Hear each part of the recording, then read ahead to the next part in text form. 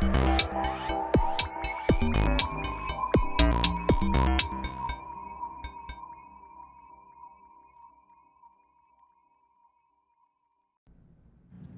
Pearlz clinical rounds here with the clinical case on uncomplicated UTI in females. Let's get right into it. 35-year-old female with no significant past medical history presents to the clinic with complaint of moderate dysuria, urinary frequency, and urgency for the past 3 days. Patient reports suprapubic pressure but denies abdominal pain. Patient denies hematuria, flank pain, fever, chills, nausea, vomiting, and vaginal discharge. Patient has not tried any over-the-counter medications.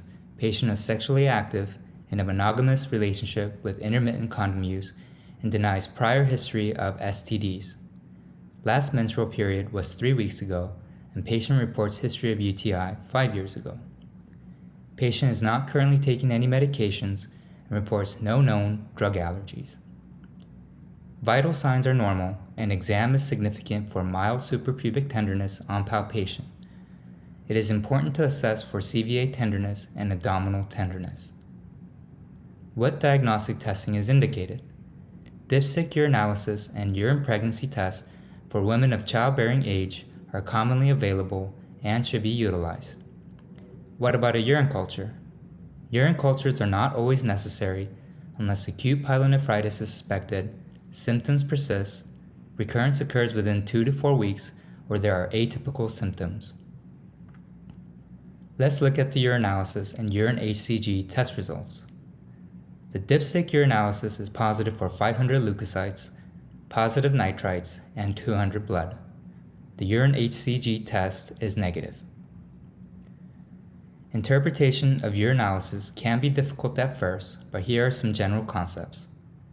Leukocytes are white blood cells present in the urine, or pyuria. While leukocytes may indicate a possible urinary tract infection, other conditions such as inflammatory kidney disease or trichomonas infection may cause abnormal results. Nitrites are present when certain gram-negative bacteria, such as E. coli, convert endogenous nitrates to nitrites. It is important to note that the absence of nitrites does not definitively rule out a UTI. Urobilinogen can be found in trace amounts in normal urine and is a byproduct of bilirubin caused by bacteria in the gut. High levels can be due to liver disease, hemolysis, and other causes. Low levels can be due to cholestasis or reduced bile flow. Protein in the urine, or proteinuria, can be caused by dehydration, kidney disease, preeclampsia, and so on.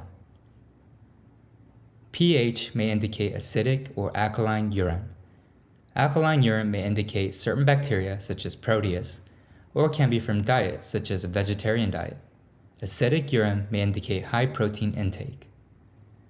Blood in the urine, or hematuria, is divided into macroscopic, detectable to the naked eye, versus microscopic, undetectable to the naked eye. Blood can indicate the presence of a UTI, kidney disease, kidney stones, cancer, or maybe from menstrual blood.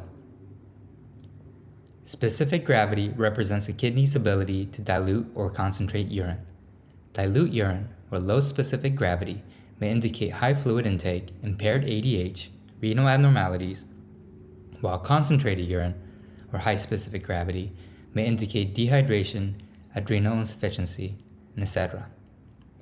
Ketones, or ketonuria, may be present from excessive vomiting or starvation due to fat breakdown or on poorly controlled diabetics, amongst other causes. Bilirubin in the urine may indicate liver disease or red blood cell disorders. Glucose, or glycosiuria, may be present in diabetics and pregnant patients or individuals taking steroids, amongst other potential causes. If access to a previous urine culture is available, reviewing previous results can help guide antibiotic selection. Additionally, referencing the local antibiogram to assess antimicrobial susceptibility can also help with antibiotic selection. As seen here, nitrofurantoin has community sensitivity of 98% for E. coli, and the previous urine culture shows growth of E. coli with resistance to ampicillin and TMP-SMX. Based on the history, exam, and diagnostic testing, the final diagnosis is acute uncomplicated urinary tract infection. So what causes a UTI? E. coli is the most common cause, but other bacteria such as Klebsiella, Proteus, and Staphylococcus can cause UTIs. Less common causes can be from Pseudomonas, Enterobacter, and Enterococcus. This is not an all-inclusive list. What are the recommended antibiotics for acute uncomplicated UTI? IDSA guidelines recommend nitrofurantoin for 5 days, trimethoprim sulfa for 3 days, or fosfomycin as a single dose for uncomplicated UTI in women. Nitrofurantoin should not be used to treat pyelonephritis and should be avoided if creatinine clearance is less than 30 mL per minute. If the patient is taking an ACE inhibitor or an ARB, avoid trimethoprim sulfa, especially in older patients, due to the risk of sudden death from hyperkalemia. Fosfomycin should not be used to treat pyelonephritis. What alternative antibiotics can be used? Beta-lactams such as amoxicillin clavulanate, cefpodoxime, ceftonir, cefaclor, cephalexin for 3 to 7 days may be considered but may have less efficacy and increased adverse effects. Amoxicillin should be avoided due to poor efficacy. When beta-lactams cannot be used, alternatives such as fluoroquinolones, Cipro, and Levo for 3 days can be considered. Fluoroquinolones are contraindicated in aortic aneurysm due to the risk of rupture. Levo may have increased risk of tendinopathy or rupture. Also avoid if known history of QT prolongation. Let's look at the adjuvant therapies for urinary discomfort. A urinary analgesic such as pyridium or phenazopyridine can be added for 2 days for significant dysuria, and increasing fluid intake to a total of 2 to 3 liters per day may be beneficial. Follow-up. Acute uncomplicated UTI does not warrant follow-up unless symptoms do not resolve within 48 to 72 hours of empiric antibiotic treatment, at which point a urine culture should be performed, and the antibiotic changed to a different regimen. If hematuria is present, a repeat urinalysis should be performed in several weeks to evaluate for persistent hematuria, as further workup may be necessary. Alright, that is all for today with Dr. Pearlz Clinical Rounds. I hope you enjoyed the video. Thank you for watching, and don't forget to hit the like and subscribe button. Let's move on to the next case.